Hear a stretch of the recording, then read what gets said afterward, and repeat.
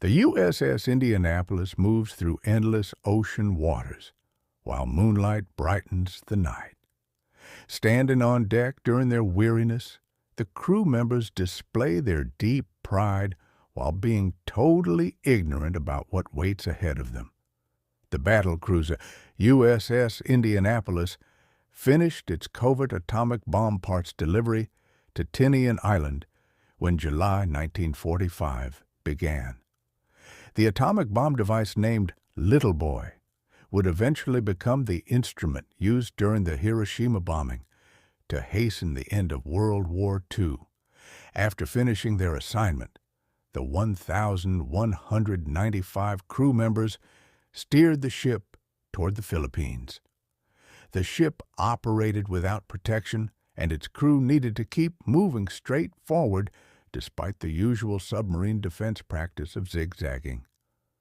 Ship crew members left unaware of the fact that a Japanese submarine known as I-58 would strike their vessel. A disaster occurred at midnight as July 30th arrived. 6 torpedoes emerged from the Japanese submarine during the attack. 2 Japanese torpedoes managed to hit the USS Indianapolis within mere seconds. One explosion started at the bow of the ship, burning both fuel and ammunition. The second torpedo struck the ship in its middle area and resulted in devastating water damage. A severe list made sailors rush to their positions on the sinking ship. Captain Charles McVeigh issued the evacuation order to abandon ship while having no delay in doing so. The USS Indianapolis disappeared below the water within the span of 12 rapid minutes. Several hundred sailors jumped into dark waters which were corrupted by oil during the sinking. Approximately 900 among the shipboard crew successfully reached the water after the USS Indianapolis sank. The crew members found themselves facing their worst challenge. Shark attacks took a toll because the Pacific waters stayed warm enough to attract sharks in abundance.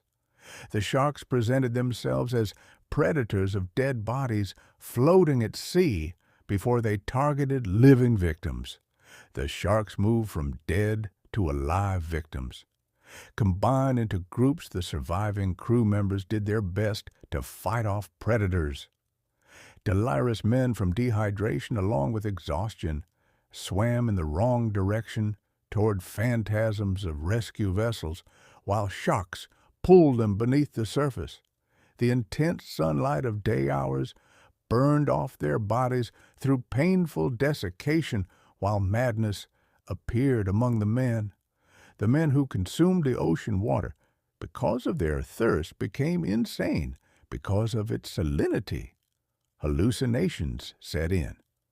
A few individuals among them thought the ship remained submerged beneath their feet, so they attempted swimming underneath. Some crew members attacked their safety-concerned colleagues while considering them adversaries.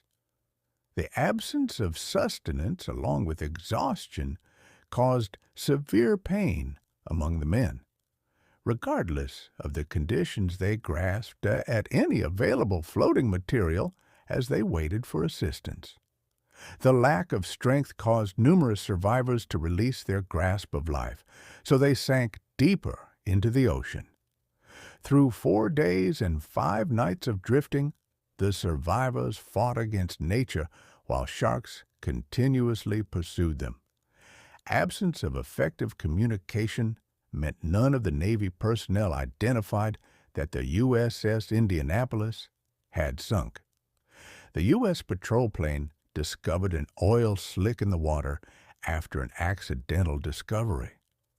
Understanding the initial appearance of floating objects as debris proved difficult for the pilot, Lieutenant Wilbur Gwynn, before he recognized the men desperately waving for help. The military started an emergency search operation once the disaster was discovered. The survivors received rescue when planes deployed lifeboats along with supplies And finally, the USS Cecil J. Doyle extracted them from the ocean. Survivors who managed to survive the shipwreck numbered 900, yet a little over 316 individuals had remained alive. Public shock spread throughout the world following the discovery of the truth. U.S. Navy officials received criticism because they failed to understand the Minnesota had gone missing. At the court-martial, the Navy charged Captain Charles McVeigh, although this did not prevent them from faulting him for his failure to zigzag. Survivors insisted on defending their commander, while the Navy selected him as their public failure. McVeigh bore the weight of the USS Indianapolis tragedy throughout the numerous years following the disaster. The memories from his service, along with unjustified accusations, led McVeigh to take his own life in 1968. His name remained tarnished with the disaster until 2000, when officials finally exonerated him, though it occurred long after the man had lived with the handling of the blame. The camera survey shows the calm ocean area in which the USS Indianapolis previously navigated. Faint echoes of sailors' voices whisper on the wind, a haunting reminder of their sacrifice. History remembers the USS Indianapolis men for their remarkable bravery after enduring the worst naval disaster the world has seen.